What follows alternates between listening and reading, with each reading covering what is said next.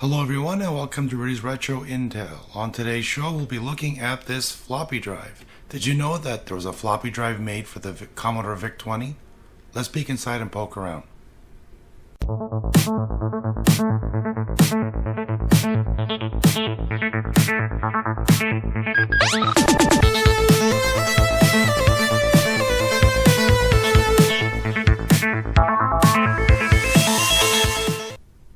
As a Commodore fan and user of the C64, you recognize this drive here, which is the 1541 floppy drive. It's that beige, brown color, I guess. I'm not sure what color this would be, but it's a brownish tint color to it. It has the door that you push down for your floppy drives. Just insert them there, push them down, plug it in. It plugs in with your serial cable here. Serial cable there. Let's hold this up. Serial cable here, power on-off switch, and a fuse. This is the 1541. Very common, very successful drive. Now this is for your Commodore 64. Let's look at some other drives. This is the next drive I have here. It's the Commodore 1541 floppy drive. This one has a latch that goes down like that for the diskette holder. You pop the diskette in, close the door, and you access your drive. This seems to be a simpler design. Maybe that's why they made it. Also, the color is a beige color, which I guess would be more for the 128 or C60, the 64C. And again, this on the back side here has the same connections as the other drive. It's 1541. On-off switch, power, and the serial ports with a fuse. Moving on to the next drive. This is the more compact version of the 1541. This is a 1541-2 floppy drive. Again, it has the little door there, the latch to open and close the drive, and it has a more simpler interface in the back. It has the power on-off switch and your interface for your serial to plug into your 64, and I believe it also works with your 128. Now, the next drive is this one here. This one, I forgot I had it, and I had it in the basement. I was pulling out my VIC-20 to do some testing, and I found my drive, and it's like, oh, I have this drive here. Let's plug it in and see if it works. This too is called the 1541. It's called the VIC-1541, and if you notice, if you know about the Commodore, the VIC-20, I'll pull it out in a moment, you can see it's the same colors as the VIC itself, and the drive has this mechanism for loading not tapes, you loading in your floppy drives, floppy diskettes, and then locking them in place like that. On the back of the drive, we see it's very similar to the 1541 drives that we just saw. Power in, on-off switch, and the different ports. Now, if you look at this one, even though it says 1541 here it says 1540 right there. So what that means is that this was originally a 1540 drive, and they've replaced the ROMs to make it compatible with the Commodore 64. The drive is also compatible with a PET, so you can actually put PET software in here and run that off the unit. It is compatible with the 4040 and the 2031 drive for read and write, but only for reading only if your PET drive is a 2040. That means you cannot write to the diskette, and it won't work on your PET. This is a single-sided drive, single density, 5 1/4 inch. It holds 174 kilobytes. The number of directories is 144 per diskette. It has 256 bytes per sector, 35 tracks, 664 blocks free. Internally, it's got a 6502 and a 6522 for the I/O, and the 2114 2K RAM ICs. The power works with 110, 120, 220, and 240 AC. And the successors to the drive is the 1570, which is the one used for the 128, available in Europe. It's got MFM compatible for accessing CPM disks. The next one would be the 1571, which has a double-sided drive, double-sided for both sides of the floppy disk. And the 1581, which is a 3.5-inch drive with 800 kilobytes and can be used with the C128 and 64. Now, with all that being said, let's open this up inside, take a quick look, and then we'll bring out the VIC-20 and plug it in and see how it works. Okay, so let's open up the unit and take a look inside. So on this unit here, there's basically 4 screws, one on each side here that we'll pull out. Let's see if I can get these out.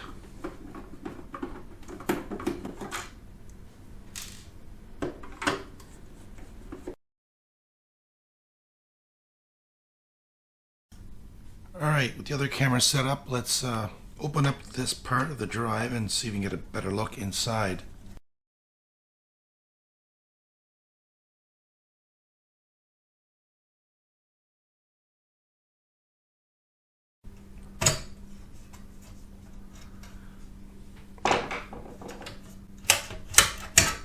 Okay, I'll put this here. Alright, let's bring the camera in for a better view of what we have on here.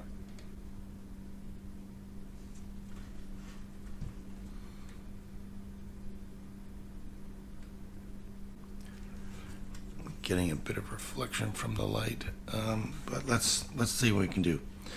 Alright, so here we have the 6502B processor, the 6522, 6522, the 35572.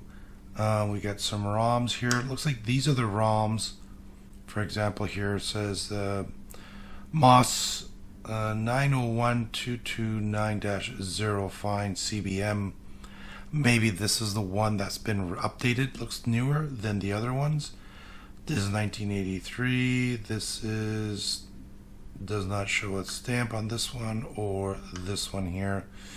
But I believe this is the ROM that's replaced to make it compatible with the Commodore 64 and the PET. Otherwise, with the original ROMs, it'd be a 1540 and would only work with a VIC-20. Okay, I've hooked up my VIC-20. As you notice, the colors are very close, if not match, and same thing with the front. The brown with the, I guess, silver writing on here. The brown color matches the keyboard itself. Although this one is an older VIC, it's got the gold label. It has a 2-prong plug for the power, so it's not like the 64, which has the DIN connector. So I've hooked up the drive to the VIC-20. Power's plugged in, the serial cable's plugged in, and what we're going to do now is just power on the drive. And I don't know if you noticed, let me see if I can get that a better shot of that. Watch the drive lights here. Power light comes on, green power light comes on, then the red light comes on for the drive itself. So I think we're ready to power up. So let's power up the VIC-20. And here we go. We have the VIC-20 up and running. I'm going to now put in a diskette I've made a while ago back. I formatted on a floppy drive just like this one. So it's a VIC-20 diskette. Pop it in, and I'm going to close the door. And let's do a load of the directory on the floppy. So it's load quote $, quote, comma 8, and hit enter, and we list and we have a directory. Now let's switch to the closer view so you can see better what's going on the screen. Alright, now with the the screen switched over, you can see it better. As you can see here, let me just do that again. Let me just do a list. And it's showing I have 4 files on the computer. 1, 2, 3, 4, and we have 657 blocks for it. Now, what I've done here is I wrote a little program a while ago back. I'm trying to do some testing for performance, and we will look at that in a future video. But for now, let's load the short version. Short, comma 8. When the drive is working, because it looks like it's loaded.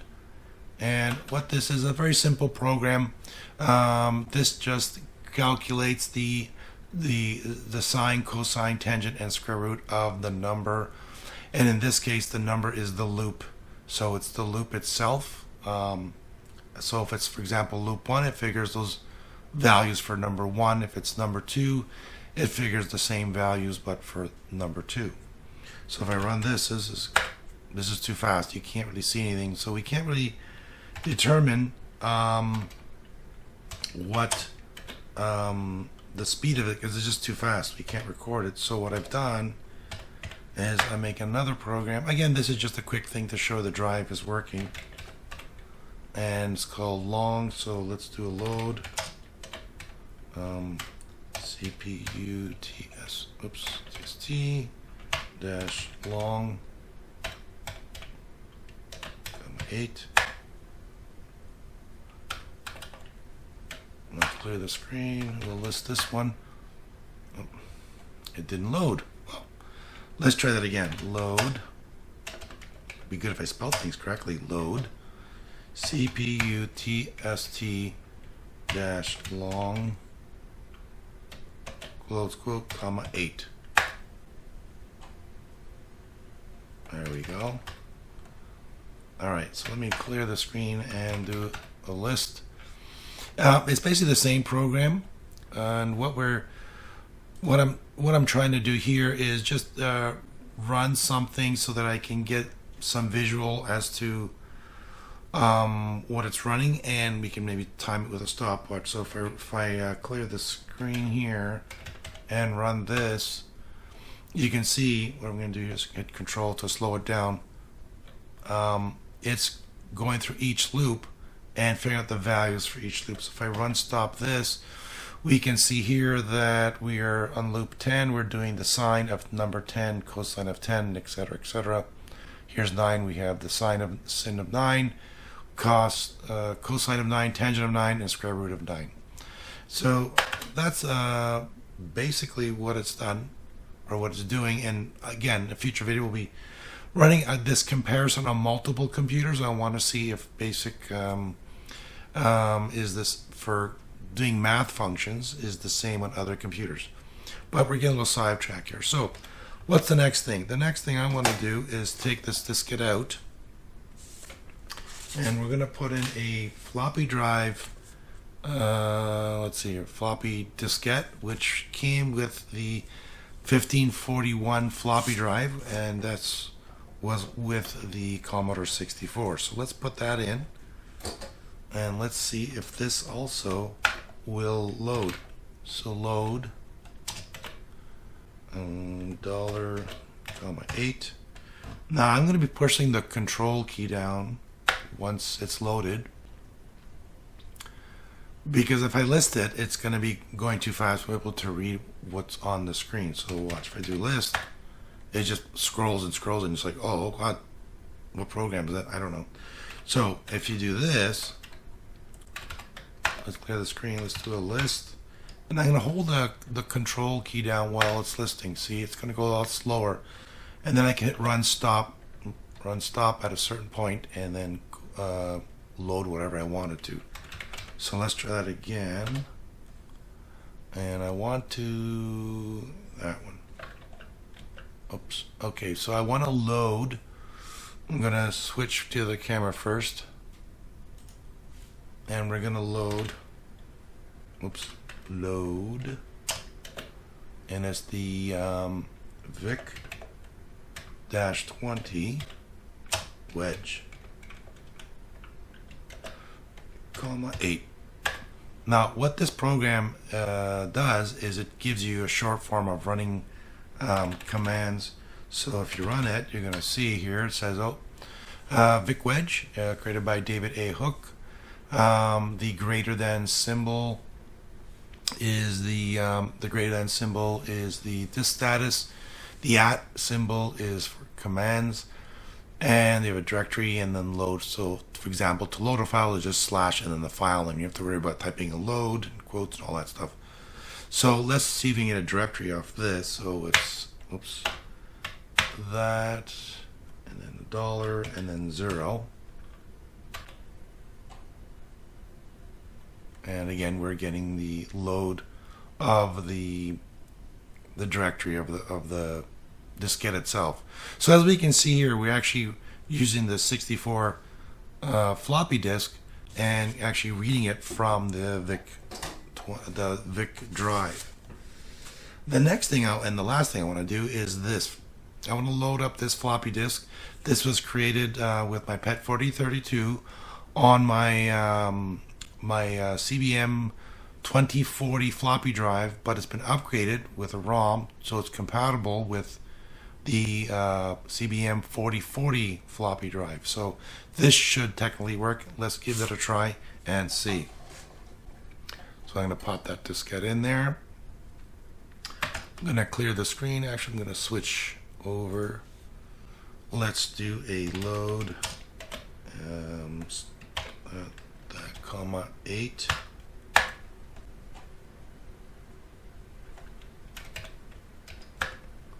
And here we go. We have programs that I've loaded up in the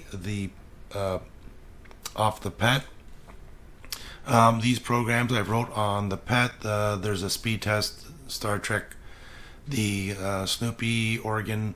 Actually, the Oregon program, if you want to watch a previous video I've done on the 2040/4040 drive, I showed how I loaded that from a tape, cassette tape, into the PET, and then from there I saved it onto the floppy disk in the 4040 drive, and that's a diskette that's now sitting on this VIC-20 drive. And then we have 4040 test 1 and 2. So let's see if we can load something on here.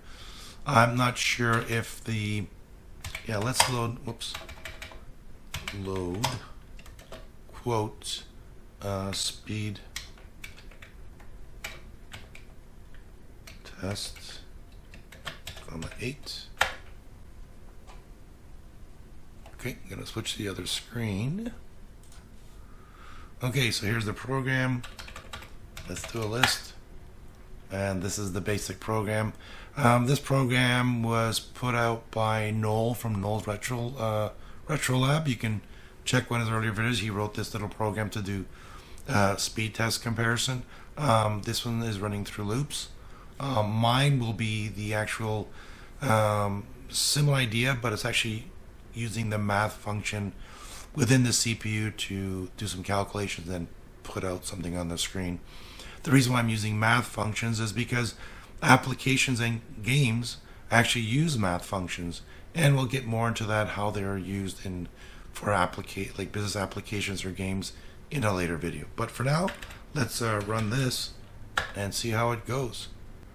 So it's 8-bit computer speed test written in BASIC. Again, I have typed this in on my Commodore PET 4032, saved it to the floppy drive, and now we're actually loaded and running it off the VIC-20.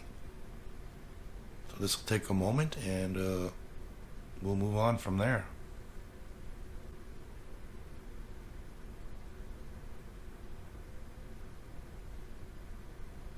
Now I can write files to this floppy disk and then load it back up on the PET, because the PET drive is a now 4040 with the ROM upgrade. And there we have it. So the program ran. We could run our stopwatch to see what's going on, and time it and see how long it took to run this program on this particular computer. So I think that's really about it. I'm trying to think what else we could do. Well, let's this is the program again. Let's see if we can load another program that's a pet program and see if what the VIC-20 does. So let's do a list. Here are the programs. Let's load organ. So be load ORGAN 8. This is a neat little piano music or organ program that you can play sounds from your computer. Now, this was written for the PET, but I don't know if it'll work on the VIC-20. Let's load it up and see. Oh, I did the. When you do the shift home, I think sometimes it erases the memory because there's nothing there. So let's load. Oops. Load organ 8. Is it in some? No. Oh, looks like it's crashed. Let's reboot and try again. Okay, here we go. All you have to do is turn off the VIC, turn it back on. You can leave the floppy drive on. It should work just fine. Be good if I type things properly. I'm not used to this keyboard, although I should be by now. Okay, let's list it. Okay, let's switch over. And we're going to load ORGAN 8. Now, if this starts acting up, we know it's not because of the program, but because it's written for the PET and not the VIC-20. See, if you run it, we get an error. If I do a list, yeah, this is not written for the VIC-20 basic. Well, that's all for today's video. Hopefully you enjoyed it and you got a better understanding of a floppy drive that was made for the VIC-20 that can now also work with the Commodore 64 and the Commodore PET. If you like the video, please give me a thumbs up, like, subscribe, share all that YouTube stuff. Leave comments below. Love to see what you think about it. I do read all the comments and do my best to reply to them all. Some cases I do reply and then you reply to mine. It doesn't show up. This is a YouTube thing. I'm not sure what is happening, but I'll do my best to look at the comments and go from there.